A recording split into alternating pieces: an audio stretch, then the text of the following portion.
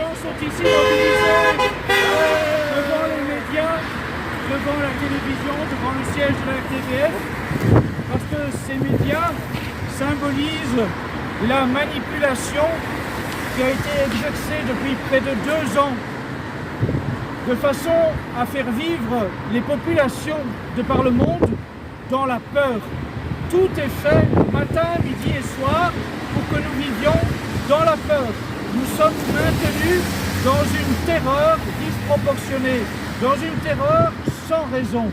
Nous savons tous aujourd'hui que le Covid n'était pas la peste, qu'il n'y avait aucune raison d'amener les populations à être confinées, qu'il n'y avait aucune raison à amener les populations à être privées de visiter leurs malades, de visiter leurs grands-parents, de visiter les gens dans les maisons de retraite, dans les EHPAD, qu'il n'y avait aucune raison d'empêcher les gens de se retrouver en famille, qu'il n'y avait aucune raison d'empêcher les grands-parents de pouvoir serrer leurs petits-enfants dans leurs bras.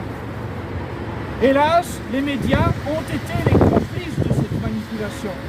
Ils ont sans cesse répété qu'il y avait un danger tel que les petits-enfants devaient eux-mêmes chercher à se faire vacciner pour éviter de contaminer leurs grands-parents. On a culpabilisé des tout petits enfants pour quelque chose qui était insignifiant.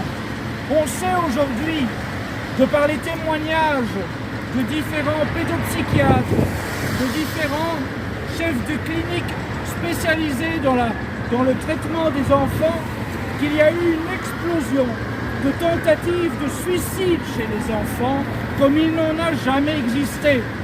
Des pédopsychiatres ont témoigné qu'on en était arrivé à ce que des enfants se défenestrent, se jettent par les fenêtres, de peur de contaminer leurs grands-parents. Ça, c'est le résultat d'une abominable manipulation. Et il faudra qu'un jour, des gens payent pour cela. Il faudra qu'un jour, il y ait un tribunal pour rendre justice aux populations maltraitées et pour que les coupables soient punis. On sait qu'aujourd'hui, il y a des avocats, il y a des scientifiques, il y a des médecins de par le monde qui demandent un nouveau tribunal de Nuremberg pour condamner ceux qui sont les responsables de tout ceci. Je veux aussi dire que pour ce convoi pour lequel nous sommes ici rassemblés, ce convoi organisé à partir de la France, des gens ont fait des sacrifices inouïs. Les gens sont venus à partir de vendredi à l'aube, ont pris leur voiture, ont fait des sacrifices financiers, ont fait des sacrifices professionnels pour venir ici à Bruxelles protester en ce centre des institutions européennes. Or, que voit-on? C'est que les organisateurs officiels de cette manifestation les ont abandonnés, les ont trahis.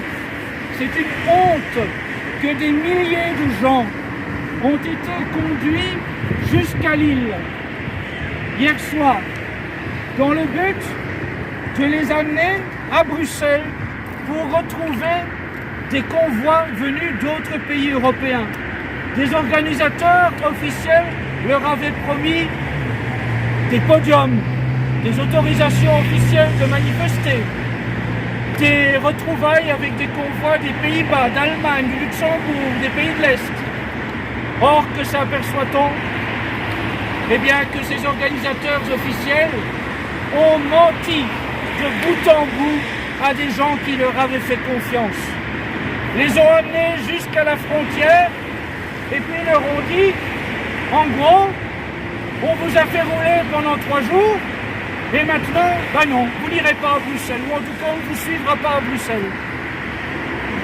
Et vous ont dit, oh bon, au mieux, on ira à Strasbourg pour voir quelques députés européens. Et donc des centaines de gens sont aujourd'hui dispatchés à Bruxelles, abandonnés par les organisateurs qui les ont fait venir. Ils n'ont plus ni consigne, ni moyen de transmission efficace, ni lieu de rendez-vous, ni organisation pour les héberger ou pour les nourrir. c'est un scandale. Il faudra là aussi qu'on identifie quels ont été les véritables organisateurs de cette manifestation pour qu'on sache qui a trahi la population, qui a trahi ceux qui croyaient en la possibilité de revendiquer la liberté. Parce que c'est bien une manipulation qui aura évidemment pour effet, ou qui en tout cas avait pour objectif, de démobiliser, de démotiver les forces vives. Au cours de la semaine qui précédait, il y avait une extraordinaire dynamique en France et en Belgique autour de ces convois. C'était une source d'espoir extraordinaire pour des centaines de milliers de personnes de voir ces convois se mettre en route. On a vu comment à travers toutes les villes de France, tout au long de l'avancée de ce cortège, ces convois étaient acclamés par la population.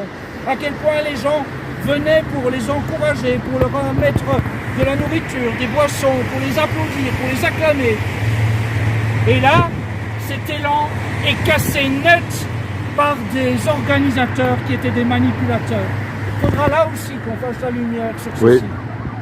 Et en tout cas, je lance un appel à tous ceux qui se sont motivés, que ce soit dans la logistique en France, pour aider ces gens qui sont venus ici, ou tous ceux qui ont fait des sacrifices pour venir jusqu'ici.